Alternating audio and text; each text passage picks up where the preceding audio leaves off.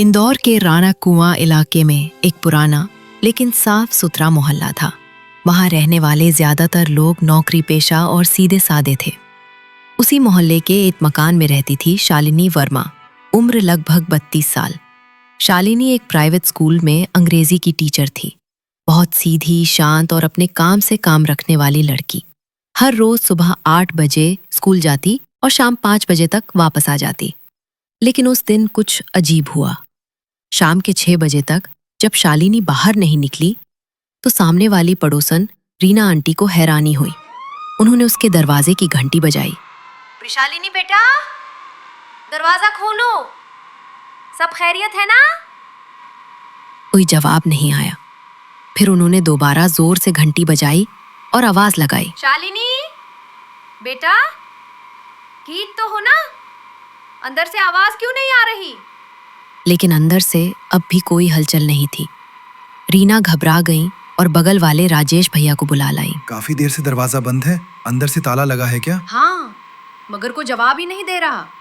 उन्होंने मिलकर खिड़की से झांकने की कोशिश की, लेकिन पर्दे लगे थे। आखिर में उन्होंने पुलिस को कॉल कर दिया। आधे घंटे में पुलिस पहुंची। इंस्पेक्टर शेखावत और उनकी टीम ने दरवाजा तोड़ा। जैसे ही वो अंदर गए, पूरे घर में सन्नाटा छा गया। ड्राइंग रूम के फर्श पर शालिनी की लाश पड़ी थी। उसका चेहरा पीला पड़ चुका था, आंखें खुली थी और एक हल्की चादर उसके ऊपर डाली गई थी। पुलिस ने पूरे घर का जायजा लिया। कोई सामान बिखरा नहीं था, न कोई चोरी के निशान थे, न ही जबरदस्ती घुसने का। कमरा एकदम साफ था। इंस्पेक्टर शेखावत, ये कोई आम मामला नहीं लग रहा। कातिल अंदर से ही था या फिर उसे दरवाजा खुद खोला गया।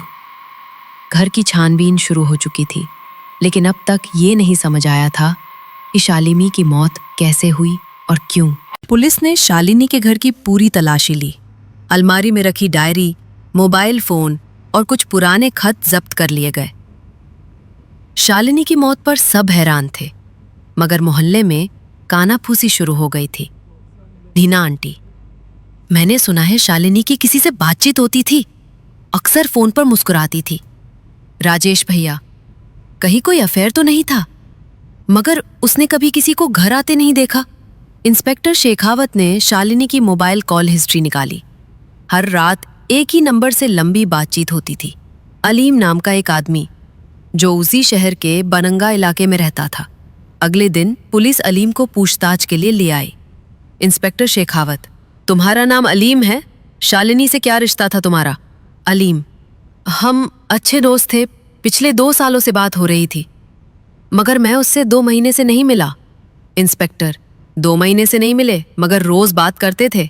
अलीम, वो अकेली रहती थी, मैं सिर्फ उसका हालचाल लेता था।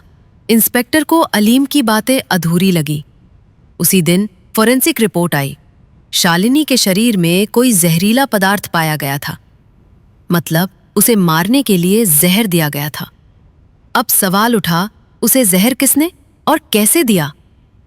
किचन में रखा दूध का गिलास लैब भेजा गया, उसी में जहर की पुष्टि हुई। इंस्पेक्टर, शायद उसने खुद नहीं पिया, किसी ने धोखे से पिलाया। जैसे जैसे छानबीन आगे बढ़ी, एक और नाम सामने आया, नीलम, जो पहले शालिनी के साथ उसी स्कूल में पढ़ाती थी, लेकिन 2 साल पहले अचानक नौकरी छोड़ दी थी। और उसी दौरान शालिनी और अलीम की दोस्ती शुरू हुई थी। जब नीलम से पूछताछ की गई तो उसने चौंकाने वाली बात कही, शालिनी ने मेरा सब कुछ छीन लिया, मेरी नौकरी, मेरा भरोसा और अलीम को भी। इंस्पेक्टर, क्या तुम शालिनी से नफरत करती थी? मैं उससे बहुत नाराज थी, मगर मैंने उसे नहीं मारा। अब पुलिस के पास 3 शक के घेरे थे, अलीम, नीलम और कोई अनजाना शख्स, जिसे शालिनी खुद घर के अंदर लाती थी। मगर सवाल अब भी वही था, कातिल कौन था और वजह क्या थी? शालिनी की मौत को अब 10 दिन हो चुके थे। पूरा इलाका अब भी सदमे में था, लेकिन पुलिस की तफ्तीश तेज होती जा रही थी। इंस्पेक्टर शेखावत ने एक बार फिर शालिनी की डायरी को ध्यान से पढ़ा। अंदर एक नाम बार बार लिखा मिला, राफे। ये नाम अब तक किसी बयान या रिकॉर्ड में नहीं आया था। राफे कौन है? न कॉल हिस्ट्री में, न आसपास के लोगों को मालूम। उन्होंने डायरी की आखिरी तारीख की एंट्री जोर से पढ़ी। अगर राफे फिर आया तो मैं सब कुछ बता दूंगी, अब और डरना नहीं।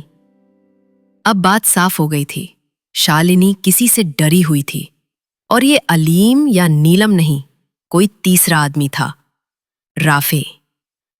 पूरी पुलिस टीम अब उस नाम के पीछे लग गई।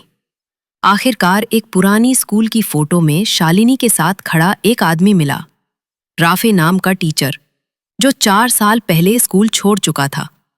पता चला राफे और शालिनी के बीच कभी रिश्ता था, लेकिन जब शालिनी ने रिश्ता तोड़ दिया तो वो उसे ब्लैकमेल करने लगा। वो अक्सर आधी रात को कॉल करता, धमकियां देता और पुरानी बातों को उजागर करने की धमकी देता।